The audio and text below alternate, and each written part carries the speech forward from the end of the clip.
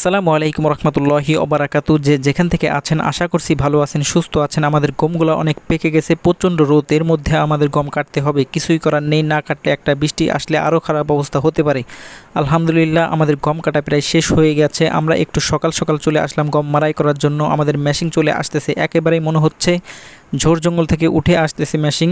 মাঠঘাটের কাজ এরকমই হয়, অন্যজনের ফসল নষ্ট করে তো আসা যায় না, এই জন্য যেখান দিয়ে আসা যায় সেখান দিয়ে মেশিন চলে আসলো। আমরা একের পর এক দিয়ে যাচ্ছি, মেশিনওয়ালা ভাইরা দিয়ে দিচ্ছে। আলহামদুলিল্লাহ সুন্দর গম বেরিয়ে যাচ্ছে। ভাই আপনি বলতে পারেন গম কাটা ও মারাই করার বড় মেশিন আছে, সেটা দিয়ে কাটতে পারতেন।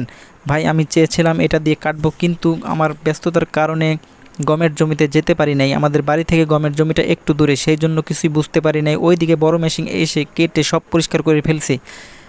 একটু আফসোস হয়েছিল, মেশিন দিয়ে কাটলে এত কষ্ট করতে হতো না। গম মারাই করার পরে দেখলাম গমের গাছগুলো খড়ের মতন হয়ে গেছে। একটু পরীক্ষা করলাম গরু খায় কিনা, যেই মাত্র গরুর দিয়েছি সুন্দরভাবে গরু খড়ের মতন খেয়ে ফেললো। মারাই করা গমের গাছ দিয়ে আমাদের 4টা গরুর 1 মাসের খাবার হয়ে গেল। এই 1 মাসের খাবার কিনতে আমাদের অনেক টাকা লাগতো। আলহামদুলিল্লাহ, আল্লাহ যা করেন ভালোর জন্য করেন। আজকের মতন এই পর্যন্ত, দেখা হবে অন্য কোনো ভিডিওতে। সেই পর্যন্ত আল্লাহ তাআলা সবাইকে ভালো রাখুক, সুস্থ রাখুক। আসসালামু আলাইকুম।